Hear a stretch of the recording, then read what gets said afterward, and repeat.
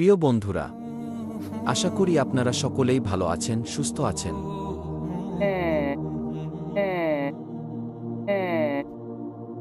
ফেরাউনের লাশ থেকে কেন এই অদ্ভুত আওয়াজ বের হল? বিজ্ঞান কি এর কোনো ব্যাখ্যা দিতে পারবে? কেন প্রতি বছর ফেরাউনের লাশের উপরে একটি ইঁদুর ছেড়ে দেওয়া হয়?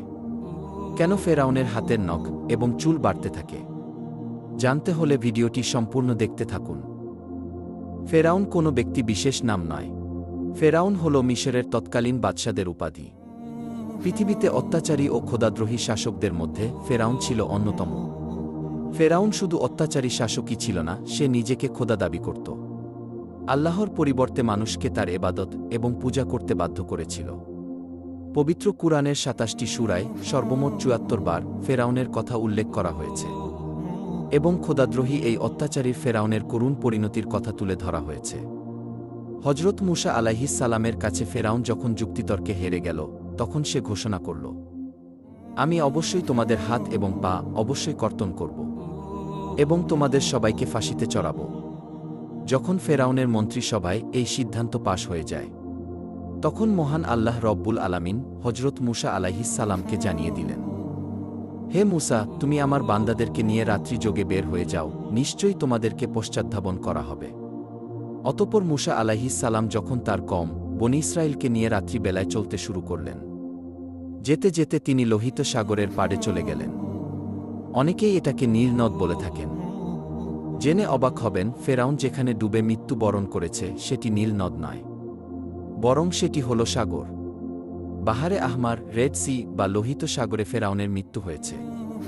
কেননা আরবিতে নাহরুন শব্দের অর্থ হল নদী, আর বাহরুন শব্দের অর্থ হল সাগর। পবিত্র কুরআনেও বাহার শব্দটি ব্যবহার করা হয়েছে। হজরত মুসা আলাইহিস সালাম তার কওমকে নিয়ে যখন লোহিত সাগরের পাড়ে এসে দাঁড়ালেন, তখন তারা দেখতে পেলেন পেছন দিক থেকে দেয়ে আসছে ফেরাউন বাহিনী। তার কওমের লোকেরা বলতে লাগল, সামনে বিশাল উত্তাল সমুদ্র, পিছনে ফেরাউন বাহিনী, নিশ্চয়ই আমরা ধরা খেয়ে গেলাম। তখন মুসা আলাইহিস সালাম উত্তরে বলেন, কখনো না। নিশ্চয়ই আমাদের সাথে আমাদের মহান রব রয়েছেন, তিনি আমাকে পথ প্রদর্শন করবেন। অতঃপর আল্লাহ তাআলা বলেন, হে মুসা, তুমি তোমার লাঠি দ্বারা সমুদ্রে আঘাত করো।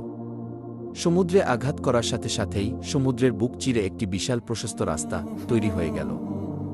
সাগরের মাঝে রাস্তার দুই পাশে পানি দুই ভাগে বিভক্ত হয়ে সুউচ্চ পাহাড়ের মতো দাঁড়িয়ে রইল। আমরা অনেকেই জানি লোহিত সাগরের গভীরতা প্রায় ৪ থেকে ৯ হাজার ফিট। সুতরাং সমুদ্রের তলদেশের মাটি প্রকাশ পেয়ে দুই পাশের পানি প্রায় ৯ হাজার ফিট উঁচু হয়ে দাঁড়িয়েছিল। শুষ্ক সেই পথ দিয়ে মুসা আলাইহিস সালাম এবং তার কওম খুবই স্বাভাবিকভাবেই সমুদ্র পাড়ি দিয়ে ওপারে চলে গেল। ফেরাউন এবং তার দলবল এসে যখন দেখতে পেল লোহিত সাগরের মাঝ বরাবর একটি বিশাল রাস্তা হয়ে গিয়েছে, তখন ফেরাউনের উজির হামান বলতে লাগল, আমরা ইতিপূর্বে লোহিত সাগরের পাড়ে এসে দেখেছি, কখনো রাস্তা ছিল না, কিন্তু এখন কিভাবে রাস্তা হলো? ফেরাউন তখন উত্তর দিল, এই রাস্তা নাকি সে নিজে নির্মাণ করেছে। আল্লাহ তাআলা পবিত্র কুরআনে বলেন, আমি বনী ইসরাইলকে সমুদ্র পার করে দিলাম, কিন্তু ফেরাউনও তার দলবল বনী ইসরাইলের পিছু ধাওয়া করল। ফেরাউন তার দলবল নিয়ে যখন সমুদ্রের মাঝপথে এসে উপনীত হল, তখন আল্লাহ তাআলা সমুদ্রকে স্বাভাবিক হওয়ার ঘোষণা দিলেন, ফলে পানি তাদেরকে ডুবিয়ে দিল। তৎক্ষণাৎ ফেরাউন বলতে লাগল, আমান্তু, আমি ঈমান আনলাম, লা ইলাহা ইল্লাল্লাহ, আল্লাহ ছাড়া কোনো মাবুদ নেই। আমি সেই আল্লাহর প্রতি ঈমান আনলাম যে আল্লাহর প্রতি ঈমান এনেছে বনী ইসরাইল। আমি সেই আল্লাহর প্রতি ঈমান আনলাম যে আল্লাহর প্রতি ঈমান এনেছে পয়গম্বর মুসা এবং পয়গম্বর হারুন, এবং আমি মুসলমান হয়ে গেলাম। সুপ্রিয় দর্শক, ফেরাউন সেই মুহূর্তে ঈমান আনলেও তার ঈমান গৃহীত হয়নি। আল্লাহ তাআলা জবাবে বলেন, তুই এখন ঈমান আনছিস, ইতিপূর্বে তুই ছিলি চরম অবাধ্য এবং পৃথিবীতে ফাসাদ সৃষ্টিকারী, সুতরাং তোর ঈমান এখন ধর্তব্য নয়। আল্লাহ তাআলা আরও বলেন, আজ আমি তোর দেহ রক্ষা করব, যেন তোর পরবর্তী লোকদের জন্য নিদর্শন হয়ে থাকে। নিশ্চয় অধিকাংশ মানুষ আমার মহাশক্তিশালী নিদর্শন থেকে গাফেল। ইমাম কাতাদাহ রহিমাহুল্লাহ বলেন, বনী ইসরাইলগণ সাগর পাড়ি দেবার পর মুসা আলাইহিস সালাম যখন বনী ইসরাইলদেরকে ফেরাউনের নিহত হওয়ার সংবাদ দেন, তখন তারা এই খবর অস্বীকার করতে লাগল, কেননা ফেরাউনের ব্যাপারে তারা খুবই ভীত সন্ত্রস্ত ছিল এবং তারা বলতে লাগল, ফেরাউন হয়তো ধ্বংস হয়নি। মহান আল্লাহ তাদেরকে ফেরাউনের লাশ চোখে দেখানোর জন্য এবং এর থেকে অন্যান্যদের শিক্ষা লাভের উদ্দেশ্যে সাগরের ঢেউয়ের মাধ্যমে ফেরাউনের মৃতদেহটি তীরে এনে ফেলে রাখলেন এবং তা সবাই প্রত্যক্ষ করল। এতে করে ফেরাউনের ধ্বংসের ব্যাপারে তাদের নিশ্চিত বিশ্বাস হল এবং তার লাশ হবার জন্যে নিদর্শন হয়ে গেল। পরিশেষে তার লাশের কি পরিণতি হয়েছিল এ ব্যাপারে কোরআন ও হাদিসে কোথাও কোনো তথ্য নেই। কিন্তু এই ঘটনা সংঘটিত হওয়ার ৩,০০০ বছর পর লোহিত সাগরের তীরে জাবালিয়ান নামক স্থানে ১৮৯৮ সালে ফেরাউনের লাশ সর্বপ্রথম আবিষ্কার করা হয়। কিন্তু এখানে প্রশ্ন হল, ফেরাউনের মৃত্যুর পর থেকে ১৮৯৮ সালের আগ পর্যন্ত দীর্ঘ ৩,০০০ বছর লাশটি কোথায় ছিল? অধিকাংশ ঐতিহাসিকদের মতে এটি পানিতে অক্ষত অবস্থায় ভাসমান ছিল। যাই হোক, অতঃপর এই লাশটির সঠিক তথ্য উদ্ঘাটনে মিশর সরকার দীর্ঘদিন গবেষণাগারে সংরক্ষণ করেন। অবশেষে দীর্ঘ গবেষণার পর মিশর সরকার ঘোষণা করেন এটিই সম্ভবত মুসা আলাইহিস সালামের যুগের মিশরের সবচেয়ে প্রতাপশালী খোদাদ্রোহী ফেরাউনের লাশ। বিশ্বব্যাপী এ সংবাদ ছড়িয়ে পড়ায় ১৯৮১ সালে ফ্রান্স সরকার ফেরাউনের লাশ নিয়ে উচ্চতর গবেষণার জন্য মিশর থেকে ফেরাউনের লাশকে রাজকীয় সংবর্ধনা দিয়ে নিয়ে যায়। ফেরাউনের লাশ লাল গালিচা সংবর্ধনা দিয়ে বরণ করা হয়। অবাক করা বিষয় হল, ফেরাউনকে ফ্রান্সে আনার জন্য তার পাসপোর্ট তৈরি করা হয়। পাসপোর্টে তার পরিচয় লেখা হয় মহান মিশর সম্রাট। এটা করা হয়েছে কারণ ফ্রান্সের আইন অনুযায়ী জীবিত কিংবা মৃত কেউ ফ্রান্সে পাসপোর্ট ছাড়া ঢুকতে পারে না। তাই এই নিয়ম মেনেই তাকে ফ্রান্সের ল্যাবে হাজির করা হয়।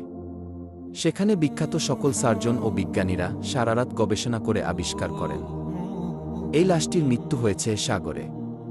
তার শরীরে লবণের কণা পাওয়া গিয়েছে। সাগরে ডুবে মরা ছাড়া এমন সামুদ্রিক লবণ কণা পাওয়া সম্ভব নয়।